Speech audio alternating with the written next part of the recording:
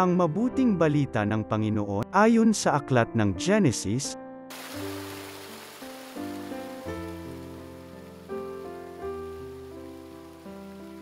noong mga araw na iyon, sinubok ng Diyos si Abraham. Tinawag siya ng Diyos at tumugon naman siya. Sinabi sa kanya, "Isama mo ang pinakamamahal mong anak na si Isaac, at magpunta kayo sa lupain ng Moriah. Umakyat kayo sa bundok na ituturo ko sa iyo, at ihandog mo siya sa akin." Kinabukasan, maagang bumangon si Abraham, at sumakay sa asno, kasama si Isaac at ang dalawang aliping lalaki. May dala silang kahoy na panggatong. Matapos ang 3 araw na paglalakbay, natanaw nila ang dakong kanilang patutunguhan. Kaya't sinabi ni Abraham sa kanyang mga alipin, "Bantayan na ninyo rito ang asno at kami na lamang ni Isaac ang magtutuloy. Sasamba lamang kami sa dako roon, at babalikan namin kayo." Ipinapasan ni Abraham kay Isaac ang kahoy na panggatong, dala naman niya ang apoy at patalim, at magkasama silang lumakad. Tinawag ni Isaac ang pansin ng ama, "Ama, ano iyon, anak?" Tugang patanong ni Abraham.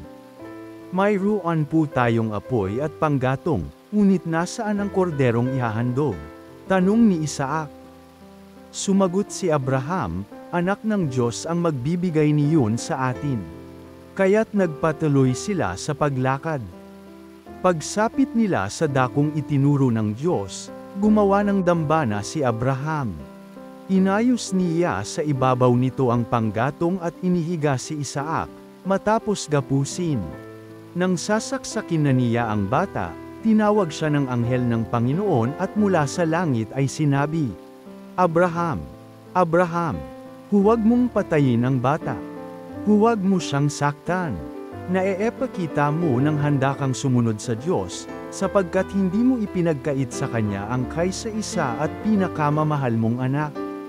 Paglingon niya ay may nakita siyang isang lalaking tupa na ang mga sungay ay napasabit sa mga sanga ng kahoy.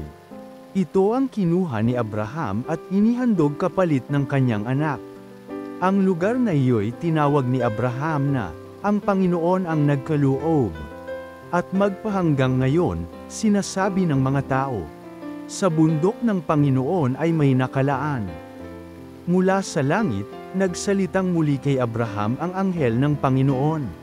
Wika nito, "Akong Panginoon ang nangangako sa iyo. Yamang hindi mo ipinagkait sa akin ang kaysa-isa mong anak, pagpapalain kita. Ang lahi mo'y magiging sindami ng bituin sa langit at ng buhangin sa dagat. Lulupigin nila ang mga lungsod ng kanilang mga kaaway. Sa pamamagitan ng iyong lahi, pagpapalain ang lahat ng bansa sa daigdig sapagkat ikaw ay tumalima sa akin." Ang mabuting balita ng Panginoon.